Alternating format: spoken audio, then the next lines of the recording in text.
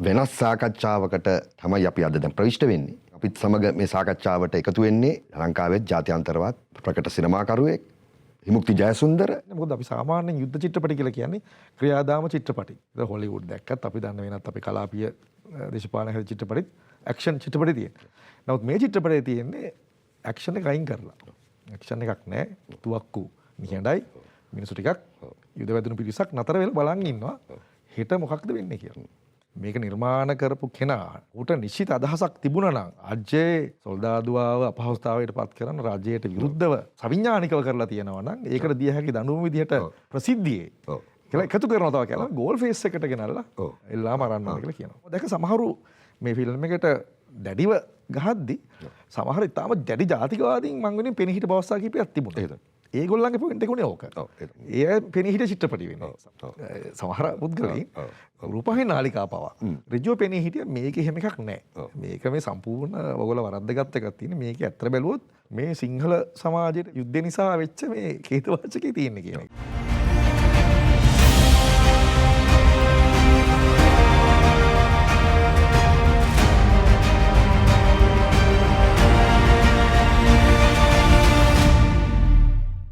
සෞන්දර්ය කලා විශ්වවිද්‍යාලයේ වාපා රූපවාහිනී නාලිකාවේ ඇරුමක් මත ටිකක් වෙනස් සාකච්ඡාවකට තමයි අපි අද දැන් ප්‍රවිෂ්ඨ වෙන්නේ. ඒකට නිමිත්තක් තියෙනවා. දැන් අපිත් සමග මේ සාකච්ඡාවට එකතු වෙන්නේ ටිකක් මේක කතා බහක් සහ ප්‍රශ්න ඇසීමක් මේ දෙකම තියෙනවා. විමුක්ති ජයසුන්දර ලංකාවේ ජාත්‍යන්තරවත් ප්‍රකට සිනමාකරුවෙක්, ඒකම සිතන්නෙක්, එකම සහෘදයෙක් සහෝදරයෙක්. මේ කාරණයට අපි මූලිකවම හේතු වෙන අද සාකච්ඡාව මූලික වශයෙන් පදනම් කරන්නේ එහෙම වෙනකොට විමුක්ති ජයසුන්දරගේ ආందోලනයට ලක් වෙච්ච ආරම්භක දීර්ඝ චිත්‍රපටිය වන සුලගේනු පිටිස චිත්‍රපටිය ස්කෝප් සිනමා ක්ලාසික්ස්, ඒ කියන්නේ පැරණි සිනමා නිර්මාණ නැවත පෙන්වීමේ ඔවුන්ගේ ව්‍යාපෘතිය තුල දැන් පෙන්වන්න නියමිතව තිබෙනවා. මේ අද අපි මේක රෙකෝඩ් කරන අද දවසේත් හෙට. ඉතින් අපි ටිකක් හිතුවා මම හිතන්නේ විමුක්තිගේ සිනමාවත් එක්ක හට තියෙන සහ බොහෝ අයට තියෙන යම් කිසි විදියට මේ සිනමාව දේශපාලනය සහ දර්ශනයට අදාළ සාකච්ඡාවක් යම් ආකාරයකට මතු කර ගැනීමත් ඒකම මම හිතන්නේ අතර මූලිකම වැදගත් වෙන්නේ මේ දැන් මේ සුලගේනු පිටිස චිත්‍රපටිය නැවත පෙන්වන්නේ අවුරුදු 20කට විතර පස්සේ. ඒ කියන්නේ මේ චිත්‍රපටිය 2005 තමයි කාන් සිනමා උළෙලේ විශේෂම කුළුඳුල් සිනමා නිර්මාණයන්ට හිමි වෙන කැමරාඩෝ සම්මානය හිමි වෙනවා විමුක්තිට.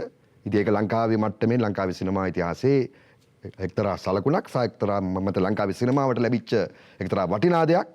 ඉතින් ඒකත් එක්ක තමයි ඊට පස්සේ විමුක්තිගේ චිත්‍රපටි 2006 තමයි ලංකාවේ තිරගත කරන්නේ. නමුත් ඒකත් වෙන ගැටලුව තමයි ජාත්‍යන්තර වශයෙන් සාකාන්වැනි සිනමා උත්සවයක ආකාරයකට ඇගයුමකට ලක්වුණු ඒ සිනමා කෘතිය ලංකාවට ආවට පස්සේ 2006 තිරගත වෙනකොට ලංකාවේ විශාල කලබගෑනියක් ඇති වෙනවා. ඒක මතවාදී තලයේ සානිපත් දේශපාලන තලයේ සහ මම හිතන්නේ ඒක ඊටාම උග්‍ර ආකාරයෙන් ඊටාම උග්‍ර විදියට මම හිතන්නේ නිකන් සරලව කිව්වොත් විමුක්ති ජයසුන්දරට රටින් යන්න වෙන තරමට ඒ මතවාදී කැළඹීම උණුසුම සිද්ධ වෙනවා. ඉතින් මම මේක ටිකක් මතු කරන්න හිතුවා. අද මේ සාකච්ඡාව මතු කරන්න හිතුවා. මොකද මේ දැන් මේ සුලගේනු පිටිස චිත්‍රපටිය නරඹන්න දැන් අද සහ හෙට ඊට පස්සේ මම හිතන්නේ චිත්‍රපටිය ගැන යම් කතා බස් ඇති වුණොත් මම හිතනවා මේ බොහෝ අයට විශේෂයෙන් මේ අලුත් පරම්පරාවේ බොහෝ අයට මේ විශේෂම 2005 ආශ්‍රිතව ඇති වුණු ඒ කතිකාමය දේශපාලන මොහොත මොකද්ද? රයිට්? ඒ මොහොත තුල මේ සුලගේනු පිටිස චිත්‍රපටිය අදාළ වෙන්නේ කොහොමද? මොකද අද අපි ගත්තොත් අද අපි 2026 මේ චිත්‍රපටිය දැන් අපි හිතුවත් අවුරුදු 20කට වඩා ටිකක් 20 25 වගේ වයසේ ඉන්න ප්‍රේක්ෂකයෙක් මේ චිත්‍රපටිය නැරඹුවොත් මම හිතන්නේ ඔහුට යම්කිසි අතීතය ගැන දේශපාලන සෙවිල්ලක ඉන්න කෙනෙක් නොවේ නම් ඇත්තටම මේ චිත්‍රපටියේ තියෙන අපි ඓතිහාසික දේශපාලන සන්දර්භය සහ පසුබිම පිළිබඳව වැටහීමක් ලැබෙන්න විදියක් නැහැ. ඒ වෙනුවට මං හිතන්නේ මේ චිත්‍රපටිය කාන් ෆෙස්ටිවල් එකේ කැමරාදෝ ඒ සම්මානය ලැබීමේ ගෞරවයට විතරක් මම හිතන්නේ චිත්‍රපටිය සීමා වෙන්න පුළුවන්. ඒ නිසා තමයි මාත් විමුක්තිත් විශේෂයෙන්ම අපි මගේ අදහසක් මත අපි මේ සාකච්ඡාව අරගමු කියන කතා බහට ආවේ. මොකද මේ අලුතෙන් මේ සිනමාවට උනන්දු වෙන විමුක්තික සිනමාව මම හිතලා අකණ්ඩවම සිද්ධ වෙනවා තවමත්. දැන් ඉදිරියටත් ඔහුගේ සිනමා නිර්මාණ නියමිතව තිබෙනවා. ඒකම සුළඟෙනු පිණිස පමණක් නෙවෙයි. එතනින් පසු කරපු සිනමා නිර්මාණ කිහිපයක් තියෙනවා. ඉතින් ඒ සියල්ල ගැනත් අපි යම් කතා බහක් කළ යුතුයි. නමුත් මම හිතනවා සුළඟෙනු පිණිස කියන මේ සංදිස්ථානමය චිත්‍රපටිය අපි ඒ යුගය තුල තියලා. අපි මේ ඉන 26 ඉඳලා කාලේ ආපස්සට ගිහිල්ලා ඒ 26 ඇතුලේ අපි මේක ස්ථානගත කරගන්න අවශ්‍යයි. මම හිතන්නේ 26 තුල ඇතිවෙච්ච දෙයක් මම යම් කිසි විදියකට හඳුන්වලා මම විමුක්තියට ඇතුල් මේ විමුක්තියට ප්‍රවේශ වෙන්නම්. පළවෙනිම දේ තමයි මම හිතන්නේ මේක නරඹන ප්‍රේක්ෂකයන් මම හිතන්නේ දන්න අය ඒක දන්න වෙති. නමුත් නොදන්නා පිරිසට මම හිතන්නේ නැවත මතක් කළොත් විශේෂයෙන්ම 2005-6 කියලා කියන්නේ ලංකාවේ විශේෂයෙන්ම ජනමාර්ගික යුදමය දේශපාලනේ ඊටාම හැරවුම් ලක්ෂයක් වගේ නැත්නම් හැරවුම් කාලයක් ඇති වෙච්ච අවධියක්. අපි දන්නවා සිංහල විශේෂයෙන්ම රණක සිංහල බෞද්ධ රණකාමී නැත්නම් මිලිටන්ට් අයිඩියොලොජි එකක් තිබුණා. ඒකම යුදමය ඊටාම උණුසුමක් තිබුණා. ඒක ඇත්තටම පටන් ගන්න විශේෂයෙන්ම 80 ගණන් වල ඉඳලා යුද්ධය ගැන දන්නවා. 80 ඉඳලා ආපු යුද්ධය යම් ආකාරයකට උතුරේ ඇති වෙච්ච සන්නද්ධ නැගිටීම පිටිපස්සේ තියෙන ඓතිහාසිකම් නැත්නම් දේශපාලන ඉතිහාසයේ කවරක් වුණත් විශේෂයෙන්ම 2000 දශකයෙන් පස්සේ උස්සන්න වෙන මේ අලුත් ජනප්‍රියවාදී ජනමාර්ගික මේ ගැටුම ඇතුලේ මම හිතනවා කලාව සංස්කෘතිය කියන ශේෂ්ත්‍ර පවා නිදහසුනේ නැහැ. එතකොට විශේෂයෙන්ම අර කියන රණකාමී සිංහල බෞද්ධ ජාතිකවාදී කඳවුර සහ එහි දේශපාලන නායකත්වයන් විසින් මම හිතනවා ඊටාම දැඩි ආධිපත්‍යයක් සමාජයේ මත පතුරවමින් සියලුම දේවල් නිරීක්ෂණය කරමින් අධීක්ෂණයට ලක් කරමින් යම් කිසි ආකාරයකට මිලිටරිකරණය දිහාවට ලංකාවේ මම හිතන්නේ දකුණු පළාතත් මොකද ඒ වෙනකොට උතුර මිලිටරිකරණය කළා තිබුණේ. එතකොට එවැනි තත්වයක් තුළ තමයි මේ චිත්‍රපටිය ඇතුල් වෙන්නේ. ඉතින් මම හිතනවා මේ චිත්‍රපටියට ආපු පළමුම චෝදනාව මත චෝදනා කිහිපයක් අවසක් කතිකාමය නැත්නම් මේ චිත්‍රපටිය ගැන ආපු කතිකාමය සංවාදය ඇතුලේ විවාද විසංවාද කිහිපයක් තිබුණා. රයිට්. එතකොට ඒකෙදි මම ඉස්සෙල්ලාම කැමති මුල්ම ඒ කියන්නේ ඒ ආපු කතිකාමය බහුවිධ නැත්නම් කතිකාමය බහුවිධ විවාදයේ ඊටාම ප්‍රමුඛම විවාදය වුණේ සුළඟෙනු පිණිස චිත්‍රපටිය විසින් විශේෂයෙන්ම යුද්ධයට සූදානම් වෙමින් තිබෙන හමුදා සොල්දාදුවන්ගේ මිලිටරි චිත්ත ධෛර්යය යම් කිසි ආකාරයකට මේ චිත්‍රපටියෙන් අභියෝගයට ලක් කරනවා, අර්බුදයට යවනවා, විනාශ කරනවා වගේ දෙයක්. මොකද ඒ වෙනකොට ක්‍රමෙන් රණවිරුවා පිළිබඳව අලුත් ඊටම ප්‍රචණ්ඩ වෙළඳ කතිකාවක් ගොඩනගමින් තිබුණ දේශපාලන තන්ත්‍රයයි සහ ඊට මේ සම්බන්ධ වුණු මාධ්‍යත් එකතු වෙලා. ඉතින් එවැනි තැනක තමයි මේ සුළඟෙනු පිණිස චිත්‍රපටිය ලංකාවේ තිරගත වෙන මොහොත මම හිතන්නේ මේ අර්බුදය ඇති වෙන්නේ. මම කැමති මොකද මම කතා කරන්න ගියොත් ඔක දැන් දීර්ඝව කතා කරන්න වෙනවා චිත්‍රපටිය ගැන මට තියෙන අදහස් එක.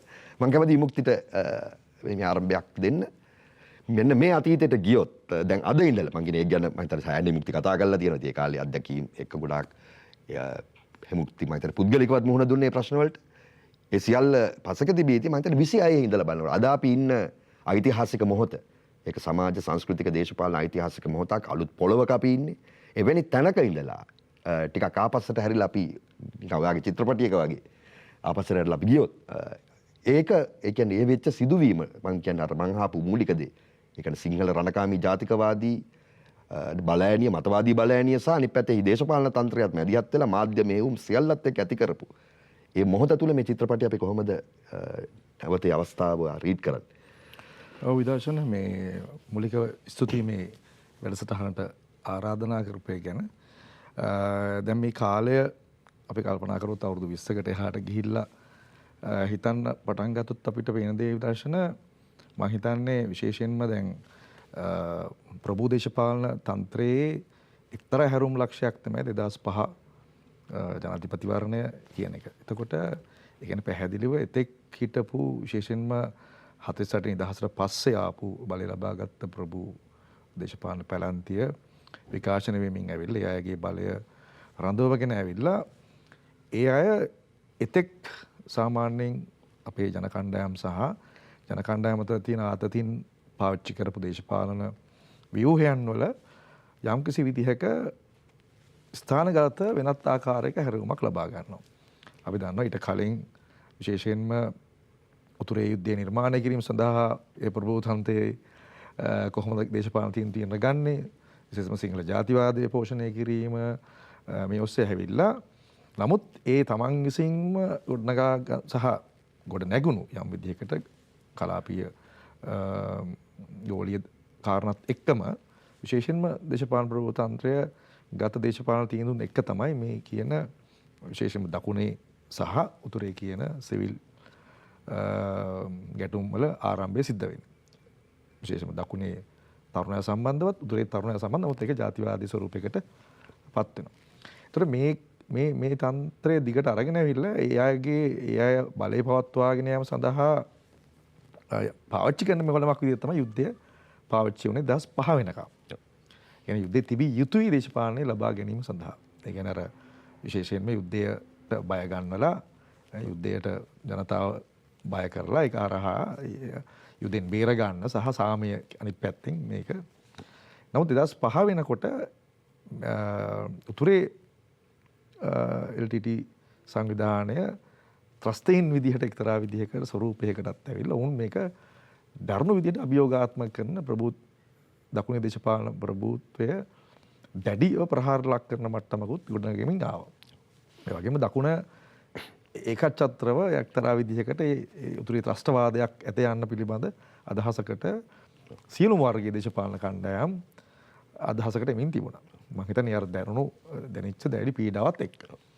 ඉතින් මේ වෙලාවේ තමයි අපි දකුණෙන් මතුවෙන දේශපාලන ප්‍රභූ නායකත්වය මහින්ද රාජපක්ෂ ජනාධිපතිවරයා පැහැදිලිවම බලය ලබා ගන්න ඔහු සාමය හෝ යුද්ධය කියන එක පිළිබඳ අතරමැද අවස්ථාවක. නමුත් පැහැදිලිවම ඒක ඔහු නිල වශයෙන් කිව්වට රටක් විදියට ජනතාවත් ඇත්තම යුද්ධය කිරීම සඳහා තමයි මේ වෙලාවේ කියන්නේ වෙනකොට අසාර්ථක වූ සාම ව්‍යාපෘති ගණනාවක් ඉවර වෙලා පැහැදිලිවම එය ප්‍රචණ්ඩව මර්ධනය කළ යුතුයි කියන තත්ත්වකින් තමයි ගන්න. ඒ සඳහා යා හැකි උපරිම දුරක් යන්න මහින්ද රාජපක්ෂ සූදානම් කියන එක ඒ වෙලාවේ ඉඟි කරලා තිබුණා. අන්නේ වටපිටාවේ තමයි අපි මේ චිත්‍රපට නිර්මාණය කරන්නේ. විශේෂයෙන්ම ඊටාම භද්‍ර යෞවනේ ඉන්නනේ අවුරුදු 24ක වගේ කාලයකදී. නමුත් අපිට මම හිතන්නේ අපිට අර ඒ තරුණ අවදියේ ඉඳලා තිබිච්ච මේ දේශපාලන තිබිච්ච කැළඹුම් ස්වරූපයේ තිබිච්ච අත්දැකීම් එක තමයි මේ අදහස් වලින් අපි චිත්‍රපටි හදන්න තීරණයකට එන්නේ. එතකොට ඒ වෙනකන් ලංකාවේ තිබිච්ච දේශපාලන විශේෂයෙන්ම මම මේ චිත්‍රපටි රූපගත කරද්දී ලංකාවේ තිබුණේ මේ සටන් විරාමයක්. හරි කියන්නේ ඉතින් තේරෙනවා තුරේ හිටපු LTT සහ හමුදාව අතර සටන් විරාමයක් තිබුණා. ඒතර ඒ සටන් විරාමය කිව්වොත් මම හිතන්නේ මම චිත්‍රපටියේ තියෙන පසුබිමත් යම්කිසි යුද්ධයක් නොවන සාමයක් නොවන අතරමැදි කාලයක මුඩු බිමක් නිකන්. එතකොට ඒක තමයි මම ප්‍රස්තුතයේ දිහා ගන්නෙ. එතකොට මේ සටන් විරාමයේ ඇතුලේ තියෙන ඒ කියන්නේ එක් තිබිච්ච යුද්ධය නතර වෙලා ඒ වෙනුවට වෙනත් ආකාරයක තත්ත්වයක් නිර්මාණය වෙලා තියෙනවා. ඒක ආතතියක් එතන නැතම් තියෙන. ඒ කියන්නේ සාමයට යනවා කියලා කිසිම පසුබිමක් සමාජය තුළ නැති තලයක් තුල උවද විශ්වාස කරනවා. හෙට කුමක් වේද කියලා දන්නේ නැහැ මිනිස්සු. නමුත් මිනිස්සු බලන් ඉන්නවා මොකක්ද මේ වෙන්නේ යන්නේ කියලා. ඒක තමයි චිත්‍රපටයේ තියෙන්නේ. ඒක තමයි පසුබිම. දැන් චිත්‍රපටයේ ඒක නිසාම තමයි ලෝකයේ ඒක එක්තරා විදිහක වෙනස් චිත්‍රපටයක් වෙන්නේ. මොකද අපි සාමාන්‍යයෙන් යුද්ධ චිත්‍රපටි කියලා කියන්නේ ක්‍රියාදාම චිත්‍රපටි. ඇක්ෂන් ඔරියන්ටඩ් චිත්‍රපටි නෙතින්. ඒක හොලිවුඩ් දැක්කත් අපි දන්න වෙනත් අපේ කලාපීය දේශපාලන හැද චිත්‍රපටිත් ඇක්ෂන් චිත්‍රපටි තියෙනවා.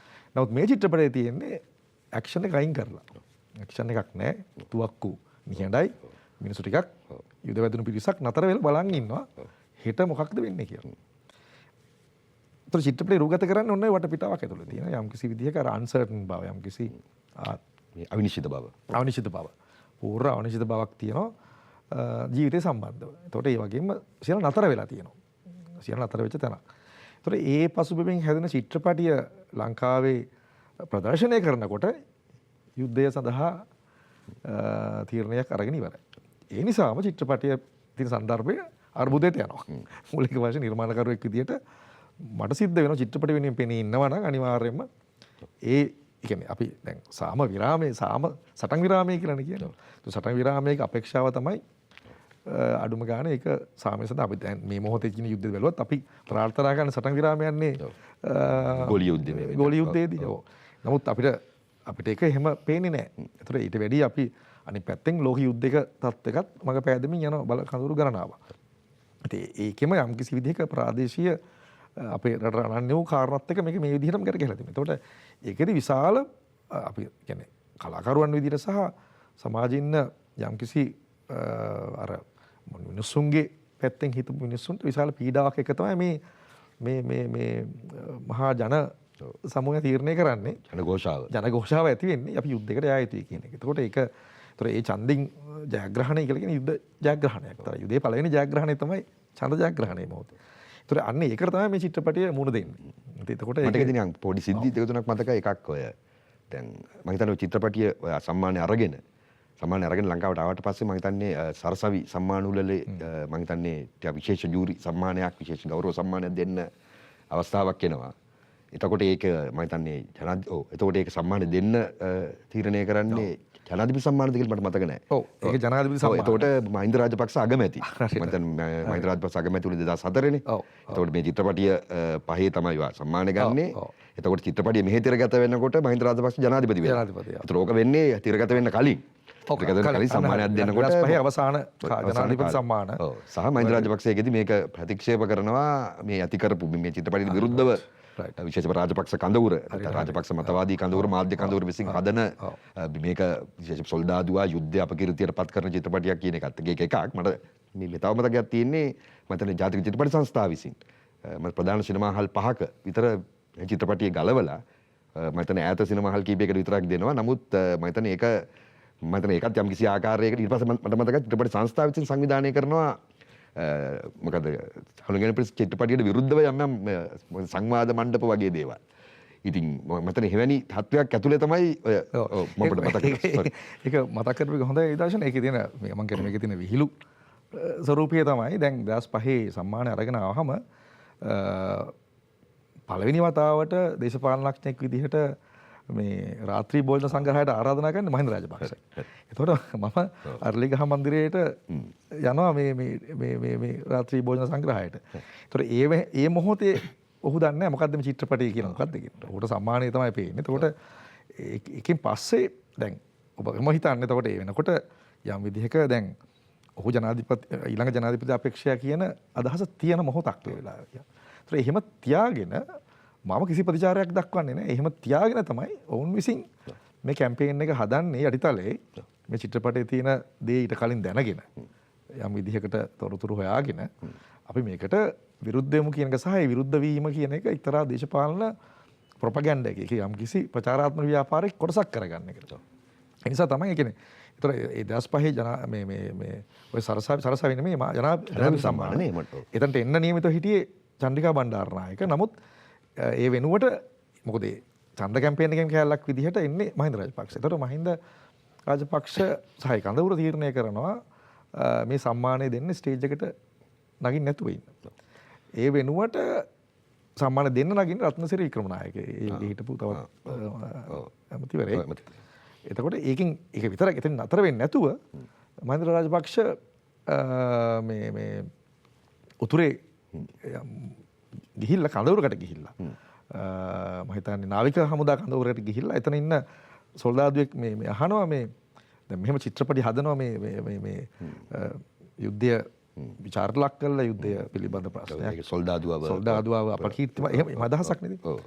කළා. ඒතර එවැනි චිත්‍රපටි ආවම මොකද කරන්නේ? ඒක බොහොම තේරෙනවා. බොහොම ප්ලාන් කරපු ඊට කලින් ඒක සැලසුම් කරන ලද වැඩක්. ඒතර ඒ සොල්දාදුව අහුවම කියනවා ඔව් මම එහෙම චිත්‍රපටියක් මට සම්මානයක් දෙන්නත් කිව්වා මම ඒක ප්‍රතික්ෂේප කරා කියලා කියනවා. එතනින් තමයි මේක එළිදරව් වෙන්නේ. ඒතකන් අපි දැනන් හිටියේ නෑ ඇත්තට මොකද දැන් මම දන්නේ නෑ ඇයි රත්නශ්‍රී වික්‍රමනායක සම්මාන දුන්නේ කියලා මම දන්නේ නෑ. නමුත් අතන අර කැම්පේන් එකේ දැන් අවසානයේ අතන අර සැලසුම තමයි අර නොදී ඉඳලා ඊපස්සේ උතුරට ගිහිල්ලා හමුදා කඳවුරට ගියහම මේ කතාව කියනවා. හරි. ඒක තමයි සැලසුම. ඒතර ඒක පත්‍රවල ගියා.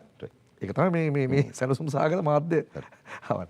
ඒකෙන් පස්සේ තමයි පැහැදිලිවම චිත්‍රපටයට මේකට නිල වශයෙන් ජනාධිපතිවරයා විරුද්ධයි කියන මතයත් එක වාරණය ඒ කියන්නේ ඔව් ඒ කියන්නේ ජනාධිපති අපේක්ෂකයා විරුද්ධයි කියන එක. විරුද්ධයි කියන එක ඉස්සරහට එනවා. ඒකත් එක්ක මේ මොහොත චිත්‍රපටිය වාරට ලක් වෙන්න අවශ්‍ය කරන සීල පසුබිම නිර්මාණය කරනවා. මට මතකයි මොකද රියා මම හිතන ඔගේ ඉතාම ප්‍රකටම සිද්ධිය තමයි කවුද මේ සරත් පිරිසේකර මේ රියල් අද්මිරාල්. එයා මම ඉවරදත් කියුවා ලිපිය. එයා ලියපු ලිපියත් ඒක අගට නිශ්චිතවම කියනවා මේ එල්ලා මරන්න ඕනේ. එල්ලා මරයුම තමයි සාමාන්‍ය මේක කරන්න ඕන දේ මේ වගේ රාජ්‍යයට එරෙහි වීමට කුමන්ත්‍රණයට තියෙන සාමාන්‍ය සම්ප්‍රදායක නීතිය තමයි මරණ දණ්ඩනය. ඒ නිසා මේ චිත්‍රපටය හදන අයට මේ චිත්‍රපටය හදපු කෙනාට වගේ එකක් නිකන් ඒක මෙහෙම ඒක නිශ්චිතව කියනවා. පොඩි නීතිමය රාමුවක් අස්සම ලියන්නේ. අස ලියන්නේ. ඔව්. ඒක ලියන්නේ දිවයිනේ මම හිතන්නේ සම්පූර්ණ පිටුවක් කරන් ලියන්නේ. ඒක ලියන්නේ මේක නිර්මාණ කරපු කෙනාට ඔහුට නිශ්චිත අදහසක් තිබුණා නම් රාජ්‍යයේ සොල්දාදුවාව අපහසුතාවයට පත් කරන රාජ්‍යයට විරුද්ධව සහ ඒක සවිඥානිකව කරලා තියෙනවා නම් ඒකට දිය හැකි දඬුවම විදිහට රට තුල තියෙන්නේ එල්ලා මරණ එක. අන්න ඒක නිසා ඒක පිටමන සොයා බලලා ඔහුව ප්‍රසිද්ධියේ කියලා එකතු කරනවා තව කියලා ගෝල් ෆේස් එකට ගෙනල්ලා එල්ලා මරන්න ඕන කියලා කියනවා. මං කියපු එකේ එහෙම ගෝල් ෆේස් කියලා මට මතක නැහැ. එහෙම තිබුණාද ගෝල්?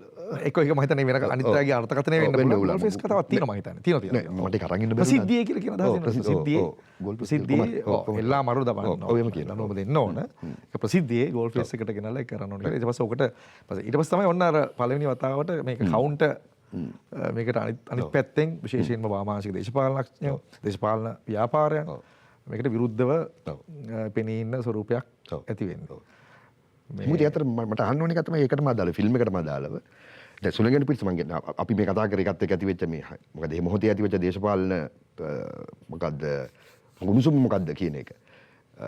මට මතකයි චිත්‍රපටියත් එක්ක සෑහෙන්න මේ විශේෂයෙන්ම දැන් මන්ට නලින්ද සිල්වලාගේ ඉඳලා ගුණදාස අමරසේකර ඊට පස්සේ පරාක්‍රම කොඩිතුවක්කු වර්ගයේ මේ කවියන් මම හිතන්නේ යම් ආකාරයකට ප්‍රගතිශීලී මන්ට කලාව ගැන යම් ප්‍රගතිශීලී අදහස් දරපු නමුත් ජාතිකවාදී මූලයනුත් තිබුණු මට මේ පිරිස ඉතාම දැවැන්ත විදිහට පහර දුන්නා මතකයි. එකම ජැක්සන් ඇන්තනි වගේ කෙනෙක් වුණත් මම යාගේ ලිපියත් මේ මට මතකයි මේ කියනවා මේ කියනවා ආගෙන සෑහෙන බලාපොරොත්තු තියන් හිටියා. තාම නිර්මාණශීලී තරුණයෙක් විදිහට. ඉතින් මම මේ චිත්‍රපටිය බලන්න ගියේ ප්‍රාර්ථනාවත් එක්ක. හැබැයි මේක බැලුවට පස්සේ මට විශාල කැළඹීමකටපත් වුණා කියලා. මම හිතන්නේ මේ චිත්‍රපටිය ගැන තියෙන අර සොල්දාදු අපි දැන් මම අපි කතා කරලේ නැහැ ඒක. ඒ කියන්නේ සොල්දාදු අපකීර්තියටපත් කිරීම කියලා අදහස් කරන දේ මූලික දෙයක් තමයි මේ චිත්‍රපටියේ පසුබිම්වන අර නිහඬ අපි ශුෂ්ක මුඩු මොකද ෆෝසෙකන් ලෑන්ඩ් කියලානේ මේක. ඉතින් අතහැරලා දාපු මොකද භූමියක්. නිකන් ඇත්තට මේක මනුෂ්‍ය වාසයන් විදියට ඉන්න තාම රාජික වේදනාකාරී සංඛාබරිත චරිත කිහිපයක්. සා යුදමය පසුබිමක් ඒකම ග්‍රාමාරක්ෂක බටයන් මිලිටරිය. හැබැයි මට හිතෙන්නේ ඒක ඔවුන්ගේ ඒ සිංහල ජාතිකවාදී මතවාදී බලෑනිය සංස්කෘතික බලෑනිය ප්‍රහාරය එල්ල වෙන ප්‍රධානම හේතුවක් මේක අපකීර්තියට පත් වුණා කියන එක එන්නේ යම්කිසි විදියට ලිංගික නැත්නම් විපරීතකරණයක් පිළිබඳ අදහසක් ඇතුලේ කියලා. දැන් මේකේ චිත්‍රපටියේ මම හිතන්නේ ටිකම ඍජු ලිංගික දර්ශන තියෙනවා. සෑකම සොල්දාදුවන් මත නිර්වතින් සවුන්ගේ අර මං කියන ඔවුන්ගේ ජීවිතයේ තියෙන අභ්‍යන්තර නග්න මනුෂ්‍යාව ඉදිරිපත් කිරීම. එකම ලිංගික අසහනයන්, ඒ ලිංගික අසහනයන් මතින් මත රැකියාවේ තියෙන අතෘප්තීන් ඒකම හමුදා සොල්දාදුවන්ගේ භාර්යාවන් පෙම්වතියන්ගේ අසහනයන්, මානසික ලිංගික ශාරීරික ආත්මීය අසහනයන් මතන ඒවන්නේ මේ චිත්‍රපටියේ තියෙන්නේ. එතකොට ඇත්තට මං හිතන්නේ මේ කලබලයට මේ අපහාසය කරන්න කළා කියන්නේ මේකේ LTT එක මුකුත් නැහනේ. මේක මතන LTT එක වීරයෙක් කරලා හරි නැත්නම් මොකද ඒක සතුරු කඳවුර නිශ්චිතව දේශපාලනිකව උත්කර්ෂණය කළා නැහැ. හැබැයි මේ චිත්‍රපටියේ තියෙන්නේ මේ මිලිටරිමය කණ්ඩායම් සහ මිලිටරිමය පෞල් ග්‍රාමීය සමාජය තුල තියෙන මේ විපරීත මේ ස්වභාවය සහ යම්කිසි විදියකට විපරීත ලිංගිකකරණය. මේ ඇතුලේ තමයි මේ අර්බුදය පෙන්වන්නේ.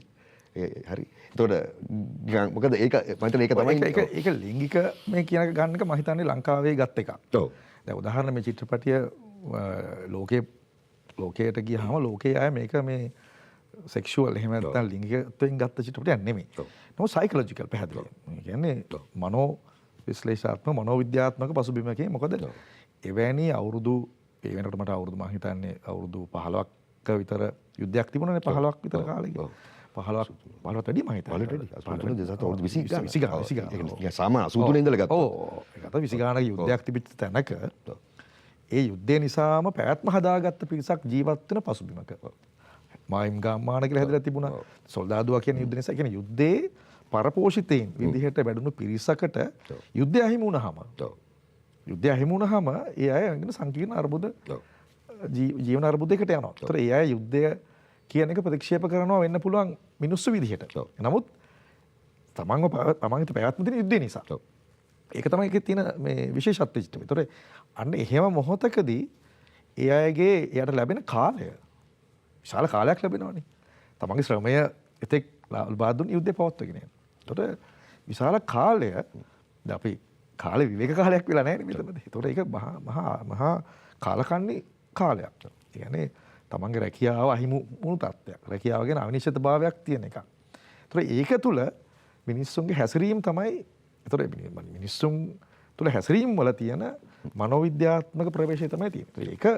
ඒක තුල ලිංගිකත්වය අන්තර්ගතයි. ඒක අයගේ තියෙන පීඩාව පිට වෙන්නේ එහෙම. පිට වෙන්න විදි එක්තරා විදියක්. තව විදි ගණනාවක් තියෙනවා ඒක තුලේ. නමුත් ඒව සාකච්ඡා වෙන්නේ නැහැ. මොකද හේතුව තමයි මේ මොහොත වෙනකොට විදර්ශන ඔය මේ වැනි චිත්‍රපට කිහිපයක් ලංකාවේ ඇවිල්ලා තිබුණා. විශේෂයෙන්ම ප්‍රසන්න විතානගේ සහ අශෝක හඳගමගේ චිත්‍රපටි සුදත් මහදීවුල්ල වගේ චිත්‍රපට කිහිපයක් ඇවිල්ලා තිබුණා මේ තේමාවට සම්බන්ධ එක්තරා විදියක. නමුත් මේක තමයි පළවෙනි චිත්‍රපටයේ යුද්ධයක් නැතුව යුද්ධය ගැන හදපු චිත්‍රපටය. යුද්ධයක් නැත කියන පසුබිම. අනිත් චිත්‍රපටි ඔක්කොම තියෙන යුද්ධයක් යන පසුබිමක හදපු චිත්‍රපට.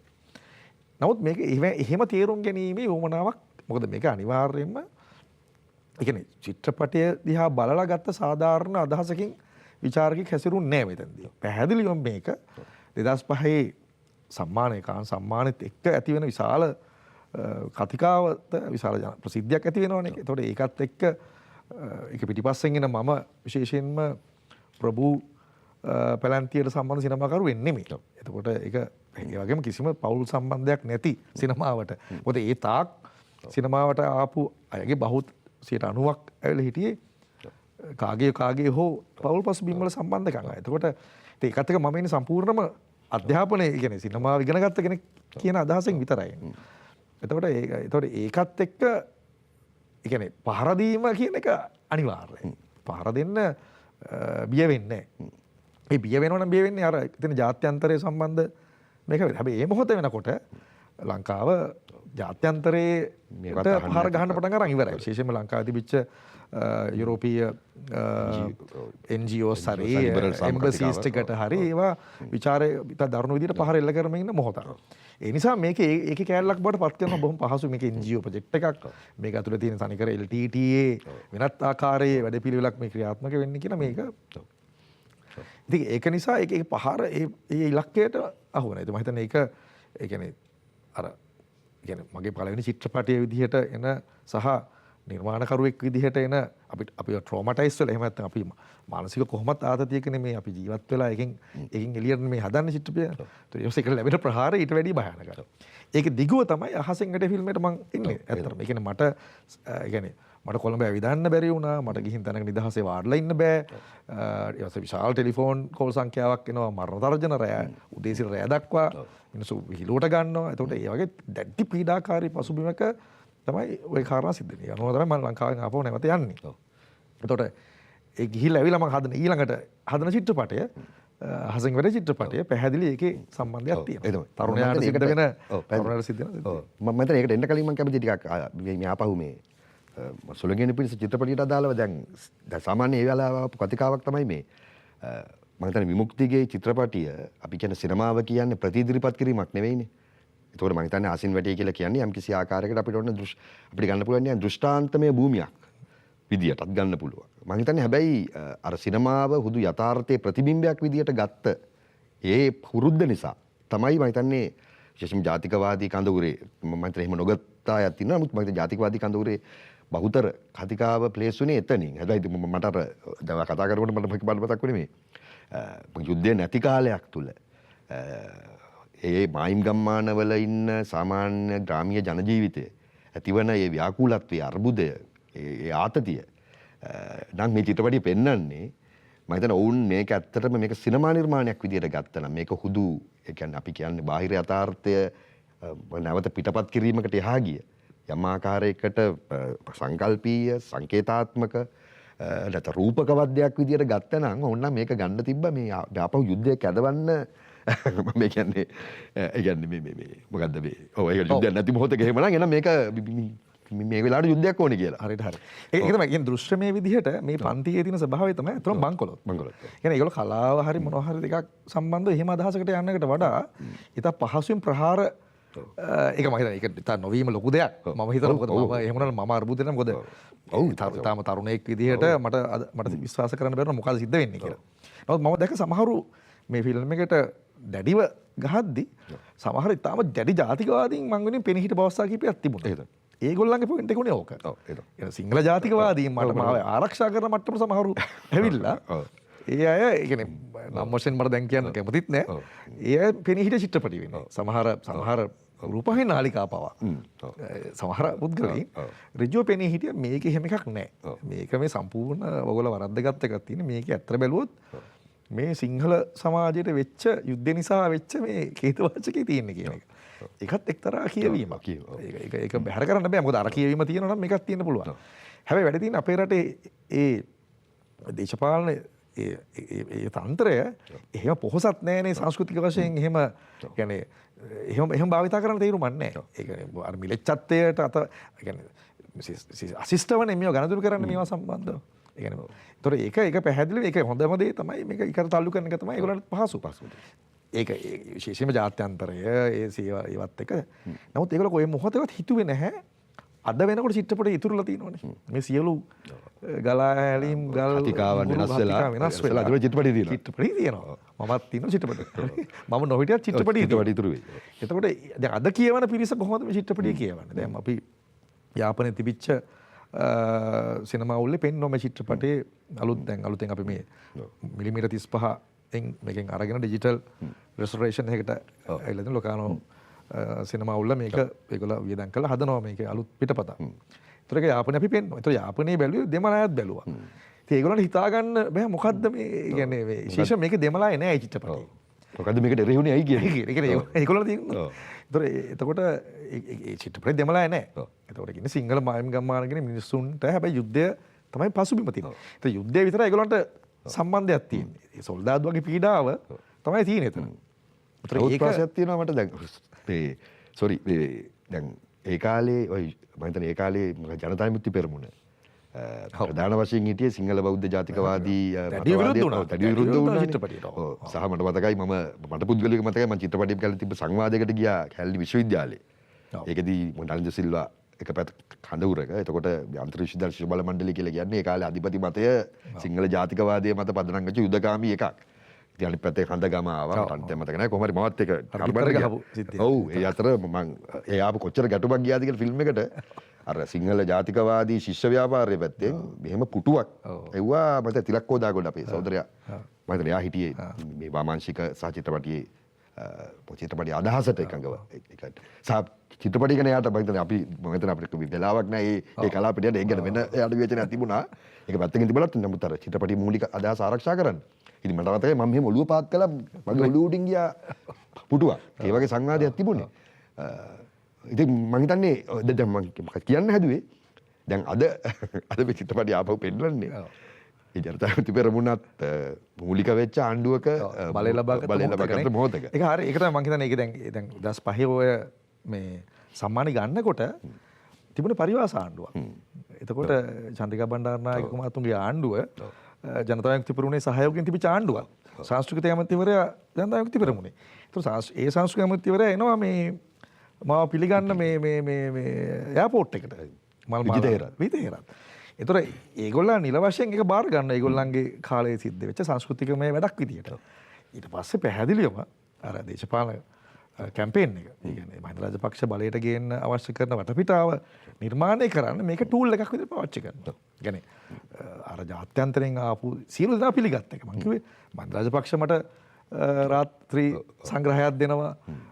එතකොට චන්ද්‍රිකා කුමාරතුංග මට සම්මානයක් දෙනවා ස්ටේජ් එකට ගෙනල්ලා. ඊට පස්සේ මම කිව්වේ හේරත් සංස්කෘතික ඇමතිවරයා විදිහට චිත්‍රපටය පිළිගන්නවා. අරන් විශේෂ සම්මානකුත් දෙනවා. ඉතින් මේක කාලයක් තිබුණේ මාසයක් දෙකක් තිබුණේ විශාල සනකෙලියක් සම්බන්ධ. ඒතර ඒක ඒගොල්ලෝ බොහොම කවුරු හරි එකේ පිටිපස්සේ ඉන්න තින්කර්ස්ලා කවුරු හරි මේ ගැන දකින පිරිස මේක පාවිච්චි කරනවා. කොහොමද මේක පාවිච්චි කරන්නේ මේ ප්‍රහාර එල්ල කිරීම සඳහා. ඒතර ඒක ඊටම සවිඥානිකව ඒගොල්ලෝ කැම්පේන් එකේ කැලක් විදිහට කරපුවා. ඒකේ ප්‍රතිඵලයක් විදිහට මහින්ද රාජපක්ෂ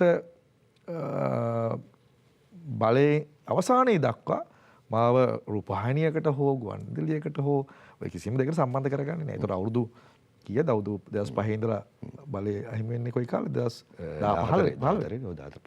ඔව්. ඒතර අවුරුදු 10ක කාලයක් සිනමාකරුවෙක් විදිහට මම සියලු මාධ්‍ය වාරණයකට යටත් තමයි ජීවත් වෙන්නේ. ඒකට යතර චිත්‍රපට කීපයකුත් කරලා තියෙනවා. වාසි කරනවා ඒවා මම වැටේ චත්‍රාක් ඒක තමයි. ඉතින් එතකොට ඒක හරහා මේ විදර්ශන මම හිතන්නේ අර ලංකාවේ චිත්‍රපටිකරුවෙක් විදිහට හඳුනා ගන්න තියෙන අවස්ථා ගන්නවා මම ගැලවිලා යනවා. ඒ කියන්නේ එකක් සුලංගම චිත්‍රපටිය හඳුනා ගත්තත් දෙවන චිත්‍රපටිය මම දාන්නෙම නැහැ. ඒක වෙනස් සිනමා වලට යන චිත්‍රපටයක්. ඒක මම අහසින්ගල චිත්‍රපටිය මම ප්‍රදර්ශන නොකරන්න තීරණය කරනවා. ඒක ඇත්තටම මෑතකනේ චිත්‍රපටිය. එතකොට එහෙම බැලුවොත් අර තාම දැඩි පීඩිත විඳිත තත්ත්වයක ඉන්න සිනමාකරුවෙක් ඉතිහාසයේ දිහා බැලුවොත් එම ඒ තිබිච්ච කතිකතා මට හිතෙන්නේ අපිට යන්න පුළුවන් ආපහු මාවත් දෙකක් තියෙන එකක් දැන් මම හිතලා උතින් පස්සේ ඉස්සෙල්ලා විමුක්ති කිව්වා මේ අහසින් වැටේ චිත්‍රපටිය හැදීම දක්වා යන සායතන චත්‍රක් දක්වා යන කාරණේ. හැබැයි අපිට මතක වෙලාවත් එක්ක අපිට මතක මේ පාරේ තමයි ටිකක් දුර යන්න වෙන්නේ. මොකද මම හිතන්නේ අර මම මේ සුළඟ ඉන්න පිණිසට වඩා උනන්දු වෙන්නේ මම හිතන්නේ මේ ගැන තිබ්බ සංවාදය මම හිතන්නේ ටිකක් කාලයෙන් පස්සට ගිය නිසා මම හිතන්නේ අර ඒ අරුණහම තිබ්බ තව සංවාදයක් ඒකට මම දන්නේ අපිට පුළුවන් වේද කියලා දීර්ඝව ටිකක් ඒ නිකන් වෙන සංවාදයක්. මොකද චිත්‍රපටිය ගැන තව විරෝධයන් තිබුණා. ටිකක් අපිට කියන්න පුළුවන් මේ දැන් මට හිතෙන එකක් තමයි එක මම හිතන්නේ ඒක ටිකක් ඔය වාමගාමී ටික සංස්කෘතික වශයෙන් වාමගාමී ප්‍රගතිශීලී අදහස් දරන කණ්ඩායම් අතර මම එක් කණ්ඩායම ඇතුළු සමහර නියෝජනයන්ගෙන් ආපු විවේචන තිබුණා කියලා එකක් සහ එකම මම හිතන්නේ එක යම් මත දරන්නන්ගෙන් දැන් උදාහරණයක් ගත්තොත් මම හිතනවා දැන් හඳගමගේ සිනමාව ඒ අශෝක හඳගමගේ සිනමාව යම් කිසි විදියට ඉමැජින් කිරීමක්ද මේක මේ හඳගමගේ සිනමාව අපි ගත්තොත් දැන් මේ මගේ සඳ වගේ චිත්‍රපටියක මේ චරිත හැසිරෙන විදිය නැත්නම් ඒ තියෙන භූමිය ඒක නිකන් අදෘශ්‍යමාන ඒ අපිට තියෙනවා ඒක පන්සල් ඔක්කොම තිබුණාට මේක අපිට පෙන්වන නිශ්චිත ගම්මාන භූමියක් හැබැයි ඒක කොහෙද කියන එක නැති. නමුත් ඒ චරිතත් හරියටම අනන්‍යතාව නැති චරිත හැබැයි මම හිතන්නේ ඒක තුල ඉන්නවා මේක දිගටම කියන්න හදන මේ යුද්ධයට සම්බන්ධ වෙච්ච මිනිසුන් සොල්දාදුවන්ගේ පිටිපස්සේ යම් ආකාරයකට නග්න මිනිසෙක් ඉන්නවා කියන අදහස සාෂා වරිත මනුෂ්‍ය අර්බුද තියෙන කියන එක නිකන් මම හිතන්නේ එහෙම අදහසකුත් ආව එක පැත්තකින් මේක විමුක්ති මේක අපි ගත්තොත් නිකන් අපි මෙහෙම කියමුකෝ අශෝක හඳගම යම්කිසි රියැලිටි එකක් ප්‍රතිනිර්මාණය කරනවා මේ හඳගමගේ ශෛලියෙන් මේ අශෝක හඳගමගේ ආකෘතියක් තුල ඇත්තටම යුද්ධයේ තියෙන රියල් එක ඒ කියන්නේ යුද්ධමය පසුබිම තුල තියෙන ඇත්තටම රියල් එක නැවත අපිට පෙන්වන්න නම් ඒකට ෆික්ෂන් එකක් ඕනේනේ. ඒකට ඒ ෆික්ෂන් එක මේ හඳගම හදනවා. ඒ ෆික්ෂන් එක හඳගමගේ යථාර්ථවාදයක්. ඒ යථාර්ථවාදය කියලා බාර ගන්න නැතුව මම දන්න මේ සාකච්ඡාව වෙන තලයකට යන්න කියලා. විමුක්තිය ඒක තුල තියෙන රියල් එක සැබෑවක් කියලා අරගෙන මම රියල් එක මොකක් ෆැන්ටසයිස් කරලා ඒක එහෙට දරා ගන්න බැරි තව අන්තයකට ගෙනියලා ඒක ලිංගිකකරණය කළාද කියලා එක විවේචනයක් තියෙනවා. එතකොට ඒක ගැන යමක් දැනගන්න සහ දෙවෙනි කාරණේ තමයි මේක ටිකක් මම හිතන්නේ ඒ ධාරාවෙම සමහරගේ අභිවචන තමයි මේක ටිකක් මේක ඔබට ටිකක් ප්‍රංශයේ අපි හිතමු ඒක NGO එකක් NGO වලින් ප්‍රංශයේ තියෙන මූල්‍ය ආයතන සහ මොකද ඔයා මම හිතා ප්‍රංශය ඉගෙන ගන්න යනවා සිනමාව ඊට පස්සේ හම්බෙන සම්බන්ධතා ඊට පස්සේ ඩයස්පොරික් නැතයි තියෙන බලය මුදල් ආයතනික බලයත් එක්ක තමයි ටිකක් කොහොම එකකුත් ආවා මම හිතන්නේ අරගොල්ලන් අපි කියන්නේ මම මේක ජාතිකවාදී කතාව නෙමෙයි ඔන්න ඕක කොහොමද දැවත හිතනකොට ඒක දැන් මම හිතන්නේ ඒ කියන්නේ දැන් මේ මොහොතේ කල්පනා කරලා බලනකොට මම හිතන්නේ hina වෙන්න පුළුවන් ගොඩක් වෙලා. නමුත් ඒ මොහොත බැලුවොත් එහෙම ඒක තාම සංකීර්ණ මොහොතක්. දැන් ඔබ කිව්වා වගේ කියන්නේ පැහැදිලිවම ලංකාවේ වාමාංශික කඳවුර දෙකකට බෙදෙනවා. ඒ කියන්නේ සිනමා කඳවුර සහ සිනමා විචාරක කඳවුර කියලා. දැන් සිනමා කඳවුර කියලා මම හලගන්නේ තිස්සා බේසකර ලෙස ජේම්ස් පීරිස් වාමාංශික නොවුනත් නමුත් පැහැදිලිවම තිස්සා බේසකර අපිට ගන්න පුළුවන් සාම්ප්‍රදායික වාමාංශික කතිකාවතක හිටපු කෙනෙක්. හතිරාජ. දැන් මේ ෆිල්ම් එකෙන් පෙනී ඉන්නවා. ඉතාමත්ම මේ කියන්නේ නිර්ලෝභීව නිර්භයව පෙනී ඉන්නවා.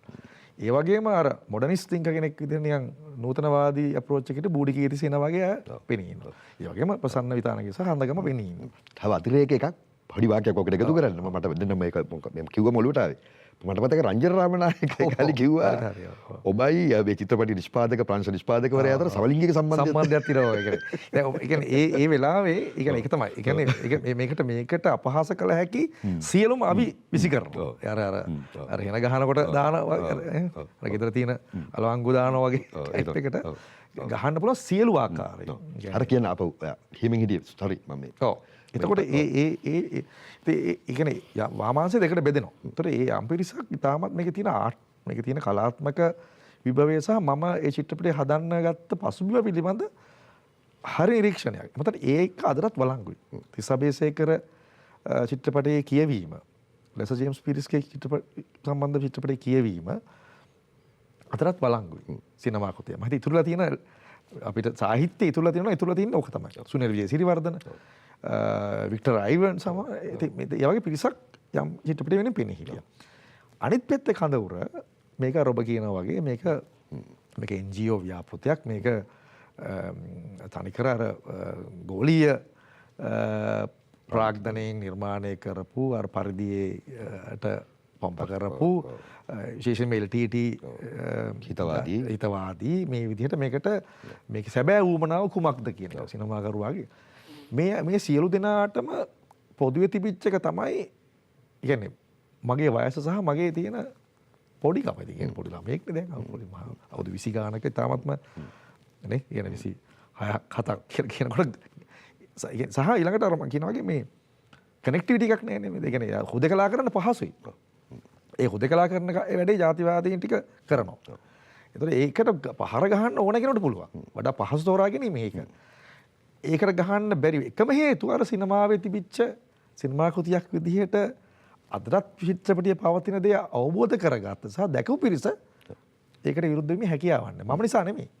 මේ චිත්‍රපටයේ තියෙන ගැඹුර චිත්‍රපටයේ තිබිච්ච සිනමාත්මක බව සහ මනෝවිද්‍යාත්මක මේ කියන ප්‍රවේශයන් වලින් ඒ අයට සිනමාව චිත්‍රපටයක් විදිහට කතා කරලා තිබුණා. ඒක බැහැර කරන්න බැරුණා ඒ අයට. ඒ නිසා ඒගොල්ලෝ චිත්‍රපටි වෙනින් පෙනී හිටියා. අර අයට චිත්‍රපටි එහෙම වැඩ කරේ නැහැ. ඒ කියන්නේ ඒගොල්ලෝ සිනමාත්මකව බලන්න පුරුදු කරපු සමහර අය හිටියා මම හිතන්නේ ඒක පිළිබඳව මම හිතන්නේ වෙනත් දේශපාලන ඊර්ෂාවක් හරි වෙනත් කාරණාත් මතත් මට පේනවා සමහරු දැන් ඒ වෙලාවේ ඔය ධාරාව තුල ඔය ටිකක් සංස්කෘතික වාම සංස්කෘතික දේශපාලන ධාරාවේ තිබුණ යම් කිසි ඛණ්ඩනයක් එතකොට.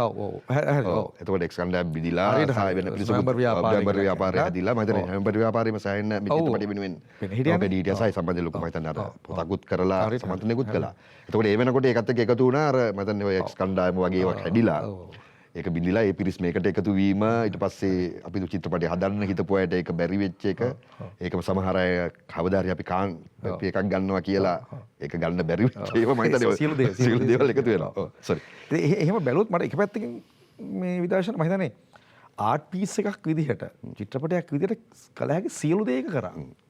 සමාජයත් තුළ චිත්‍රපටයට කළ හැකි සියලු කලබගෑනි ටික චිත්‍රපටිය විසින් කරා. සහ ඒක හරහා මේ චිත්‍රපටය ගැනම යම් කෙනෙක් ස්ටඩි කරොත් එහෙම යම් කෙනෙක් අධ්‍යයනය කරොත් එහෙම විශාල දේශපාලන වටපිටාවක් අවබෝධ කරගන්න පුළුවන් අද ඉඳලා බැලුවොත් එහෙම.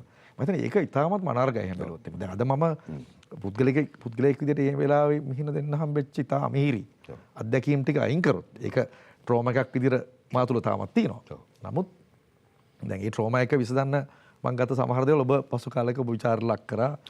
ඒක සමහර මම ගත්ත බීති හරහාගත තියෙන සමහර ඒවා.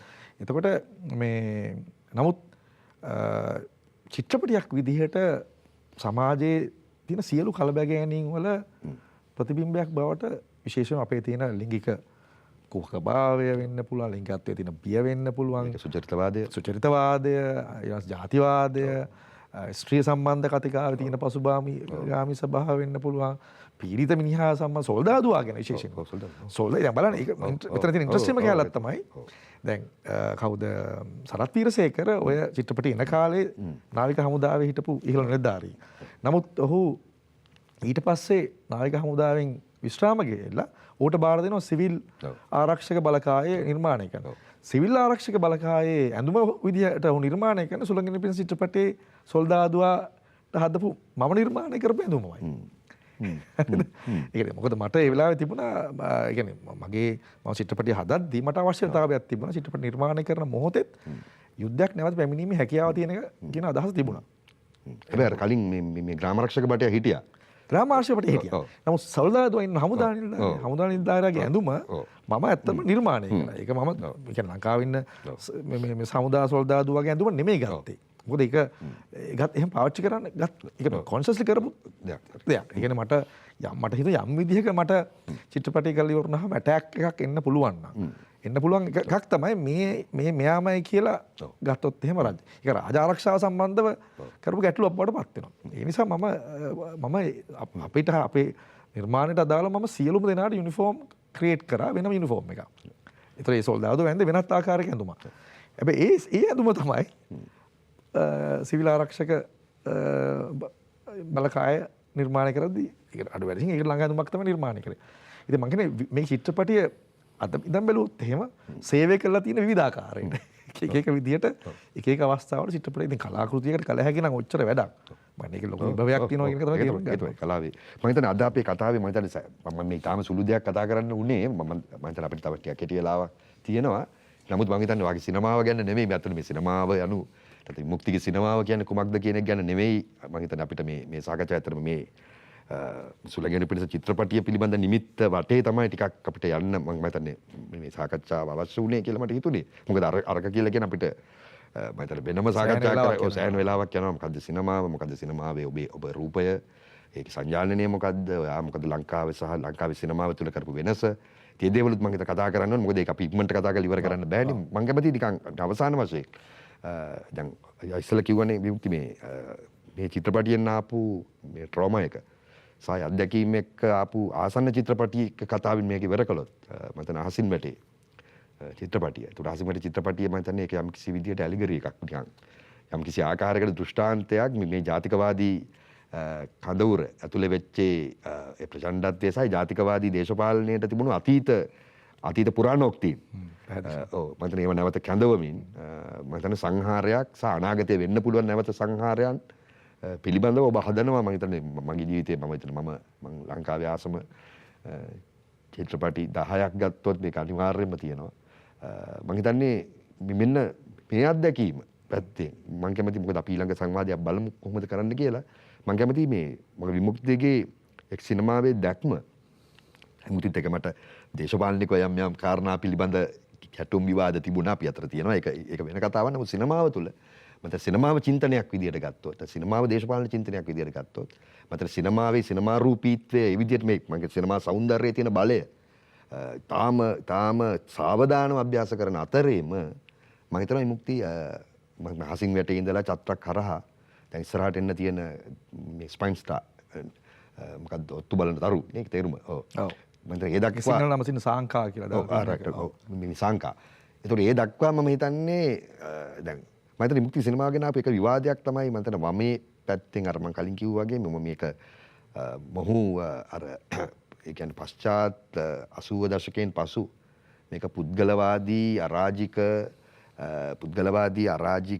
නැත්නම් වනාන්තරගත වීම නිකම් විනාශය කරා යන යම් ඩිස්ටෝපියන් වගේ අන්තයකට තමයි මේ සිනමාව ඔබ යන්නේ කියලා. නමුත් මට මුල් කාලේ ඒ ගැන අදහසක් තිබුණා. මට ඇත්තටම මගේත් දේශපාලන සිතීම වාමාංශික දේශපාලන සිතීම මම හිතේ වෙනස් මාවත් වලින් මට මේක තේරුම් ගන්න යනකොට මට ඇත්තටම හිතුනේ මේක ගැන ඊට වඩා මම හිතුණා පුළුල් විශේෂයෙන්ම අපේ පෘථුවියේ ඉරණම මනුෂ්‍ය ජීවිතයේ ඉරණම සහ සමකාලීන අපි ඉන්න AI යුගය සහ තාක්ෂණික යුගය මේ අපේ සාහන යුටෝපියාවක් ගැන අපි මේ හිතමින් ඉන්නේ.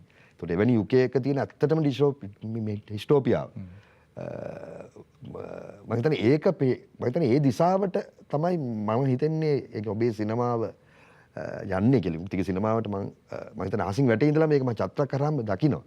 ඉතින් මම හිතන්නේ අපි අහසින් වැටේ ගැනත් යම් කෙටියෙන් අදහසක් කියලා මේ ඉස්සරහට එන්න තියෙන චිත්‍රපටියේ සමකාලීන මොහොත මම හිතන්නේ මේ අපි ඉන්න තාක්ෂණ ධනවාදය ඇතුලේ සායික ඇතුළේ මම දන්න තරමින්වත් එක්ක කරපු කතාබහ තුළ මේ චිත්‍රපටියේ නිකන් රාමුව ඒ කියන්නේ අපිව සුපරීක්ෂණයට ලක් කරන නිරීක්ෂණය කරන යාන්ත්‍රණයක් මැද්දේ අපි ඉන්නේ.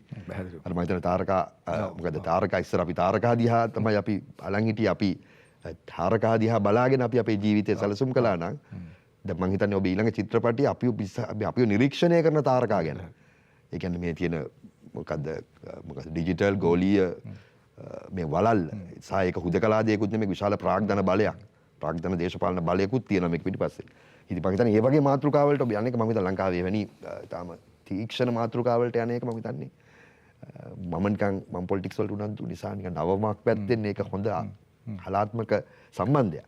ඉතින් අර මේ සහභාගී ඉදිරි චිත්‍රපටිය සම්බන්ධයෙන් සහ ඕනනම් ආසින් මේ ආසින් වැටේ ගැනත් යම් කිසි විදියකට කරලා අපි මේක අවසන් කරමු. ඔව් දැන් අර සුළඟේ පිණිස මම කතා ඉවර කරන්න කැමති විදර්ශන ඒකෙන් ආපු సౌందර්යයෙන් විශාල බලපෑමක් වුණානේ අත්‍තරම අපේ ගොඩක් අයකට කාඩ් එකක් ගහවනේ තනි ගහයි කක්කුසියයි කියලා සයහර ගොඩක් ෂෝට් ෆිල්ම් හැදුනා විශාල දැන් ඒකට මට අවශ්‍ය වුණා අහසින් වැටේකදී ඕක වෙනස් කරන්න ඇත්තටම. ඒ කියන්නේ සිනමාත්මක භාවිතාව සියල්ලම කියන්නේ කැමරාවේ සිට සියලු දේ වෙනස් කරන කතාව කියන විදිහට. ඒකට තමයි අර තුන්කල් කියන්නේ අතීත අනාගත අතීත වර්තමාන සහ අනාගත කියන තුනක් කොහොමද අපි එක රාමුවක දකින්නේ.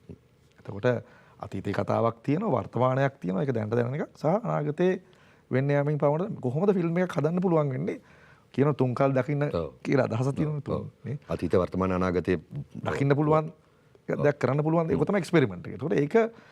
ඒකට ඒක පිහිටවන්න මට අවශ්‍ය වුණා අර එතෙක් පැවතිච්ච වාරණ මණ්ඩල තිබිච්ච ඔය කියන ඔය චිත්‍රපටිය නිර්මාණය කරන වෙලාවේ තිබෙන දරුණු යුද්ධයේ අවසාන අදියර 2007 තමයි චිත්‍රපටිය හදන්නේ මම. ඒතර ඒ වෙලාවේ දැඩි මර්ධනකාරී තත්ත්වයක තිබුණා. ඒතර ඒ වෙලාවේ අපි රූගත කරන මේ චිත්‍රපටය. ඒතර ඒකට අහු නොවි කොහොමද මේ චිත්‍රපටිය හදන්නේ? ඒ චිත්‍රපටියේ තියෙන සහ ලංකාවේ ගොඩක් දේවල් පාවිච්චි කරනවා මම. හෙලිකොප්ටර්ස් පාවිච්චි කරනවා. ඒ කරන් කොහොමද මේ චිත්‍රපට මේකේ තියෙන යට තියෙන ඇත්ත කතාව එළියට නොපෙන්නන කරන්න කියන එක තමයි මට තිබෙච්ච කොහොමද වාරණයෙන් රින්ගන්නේ. ඒතර යහරා ඇදිච්ච චිත්‍රපටය තමයි අහසෙන් වැඩි චිත්‍රපටය. ඒ නිසාම අර ලොකු සිතිවිල්ලක් තියෙනවා. සුළු ගණනාවක් තියෙනවා මේක පිටිපස්සේ ගැඹුරට හිතන්න පුළුවන්, හොයන්න පුළුවන්. ඔබ කිව්ව වගේ අතීත ජාතිවාදී ඒ නැරටිව් එක මේ වෙලාවේ තියෙන හිංසනය පිළිබඳ නැරටිව් සහ අනාගතයේ විශේෂයෙන්ම තරුණයන් ලංකාවේ හැම අවුරුදු 20කට සැරයක් සටන් බහින තරුණයක් ඉන්නවා කියන. ඒක අරගලේ දක්වා ඒක ආවනේ 22ත් අරගලේ දක්වා ඒක වුණා. ඒතර 2007 දී මේක ටච් කරාම තුන්කල් දැක්කා. ඒක පේනවා. තුන්කල් පේනවා. හරි. ඒතර ඒ ඊළඟ එක එන්න පුළුවන් එක තමයි ඒතර ඒක චිත්‍රපටය ආවා. ඉතින් එතකොට මේ ඊට පස්සේ දැන් තමයි චත්‍රක් චිත්‍රපටය හැදෙන්නේ මට අවශ්‍ය වුණා යම් කිසි විදිහකට ලංකාවෙන් එළියට ගිහලා චිත්‍රපටයක් කරන්න. මම ඉතින් ඉන්දියාව ඔය කල්කටාවට ගිහිලා හදන චිත්‍රපටය. සහ ඒකත් මට අවශ්‍ය වුණේ අර ඒ මොහොතේ අපිට දැන් අද ඉන්දියාව අත්පත් කරගෙන තියෙන ඒ දියුණුව සහ අපි දැන් ඒකට යමින් ඉන්නවා එක්තරා විදිහකට. දියුණුව කියලා අපි හිතන භෞතික දියුණුව පිළිබඳ විශේෂයෙන්ම ඩිස්ප්ලේස්මන්ට් නේ ජනයාව විතැන්වීම කියන එක සහ සාම්ප්‍රදායික ජීවන චර්යාවන් වෙනස් කර කොහොමද ධනවාදය මේ කියන අලුත් ලෝකයේ ගොඩනගන්නේ කියන එක පෙන්වන්න. ඒක හරහා වෙන නැවත වින්දිතයක් සහ පීඩිතයා නිර්මාණය වෙන ආකාරය. අලුත් වින්දිතෙක් සහ පීඩිතෙක් නිර්මාණය වෙන්නේ කොහොමද ඒ පසුබිම කියලා තමයි චත්‍රා චිත්‍රපටය තියෙන්නේ. දැන් ඊට පස්සේ දැන් අපි දන්නවා කොවිඩ් එක ආවිල්ලා මේ සියල්ල වුණාට පස්සේ දැන් වෙන යථාර්ථයක් මේ ලෝකේ දැන් තියෙනවා. ඒතර පැහැදිලිවම අද ටෙක්නොලොජි කියලා කියන එක අද අපි අපේ ශරීරේ නාහෙට ඇසකරනාසයට හා සමාන දෙයක් තමයි අපි පාවිච්චි කරන තාක්ෂණ මෙවලම. එතකොට ඒක හරහා අපි හැම වෙලේම ලෝක ක්‍රියාකාරීත්වයක ඉන්නවා. ඒතර ඒක තුල අපි හිතනවා අපි නිදහස් වෙනවා අපිට එහෙමනේ අපි දැන් පසුුණේනේ. විශේෂයෙන් අපේ පරම්පරාව වෙනකොට අපි තාක්ෂණය දැකි තාම සුබවාදී පරම සුබවාදී තත්ත්වයක. නමුත් අද වෙනකොට ඒ තාක්ෂණය මිනිස්සයව වහල්භාවයට පත් කරන්න ඒ කියන්නේ අපි හිතුවා අපිට තාක්ෂණය ආවම අර කාල් මාක්ස්ගේ පරණ යෙදුම අනුව අපි හිතුවා මේ අපි නිදහස් මිනිස්සයා විදියකට ශ්‍රමිකයාට විවේකයක් ලැබෙන වැඩක් මෙතන සිද්ධ වෙන්නේ. නමුත් ඒක වෙනුවට මිනිස්සයාව තවත් අර්බුදයට අරන් යන තාක්ෂණය කියලා කියන්නේ අපි හැම වෙලේම අපි දිහා බලන් ඉන්න. අපේ සියලු ඉරියව් නිරීක්ෂණය කරන, සියලු සිතිවිලි නිරීක්ෂණය කරන, අපිව පාලනය කරන, අපිව සංසිඳවනවා කියලා පෙන්වනකොට ඇත්තටම අපිව මර්ධනය කරන සහ පාලනය කරන ධනවාදී එක්තරා තවත් අධියරකට යන තත්ත්වයක්. ඉතින් ඒක තමයි අපි හැම වෙලේම අපි පොළවේ තවදුරටත් ධනවාදී කියන්නේ පොළවට වඩා අහසේ සහ සෞරග්‍රහ මණ්ඩලයේ තියෙන තත්ත්වයක් නිර්මාණය කරන් තියෙනවානේ. අපි හිතන් හිටියා හඳට යද්දී මාස් වලට යද්දී අපි මිනිස්සු විදියට සතුටු වුණා මේ අපේ දයාග්‍රහණය කියන. අද ආධිපත්‍යය කියලා. ඔව්. මනුසාධිපත්‍ය අපි මේ සෞරාග්‍රහ මණ්ඩලයේ විහිද නමුත් අද වෙනකොට මනුසාධිපත්‍ය වෙනුවට ගිහින් තියෙන ධනවාදයේ අර සෝරාකමේ මොඩල් එකේ ඊළඟ ස්ටේජ් එක තමයි අද අපිව දිහා බලන් ඉන්න තරු. ඔව් ඇසලබ කිව්වා වගේ අපි තරු දිහා බලන් අපි දේවල් හෙව්වනේ. අපේ තියෙන පරණ ආගම් වල තියෙන තාරකා වලින් තමයි අපි දේවල් කර්මය අපේ අනාගතේ වෙන දේවල් ගැන තමත් තරු තාරකා ගැන අපි තියෙන අපි කියවීම ඔස්සේ අපි අපේ ජීවිතයේ ඉරණම හොයනවනේ.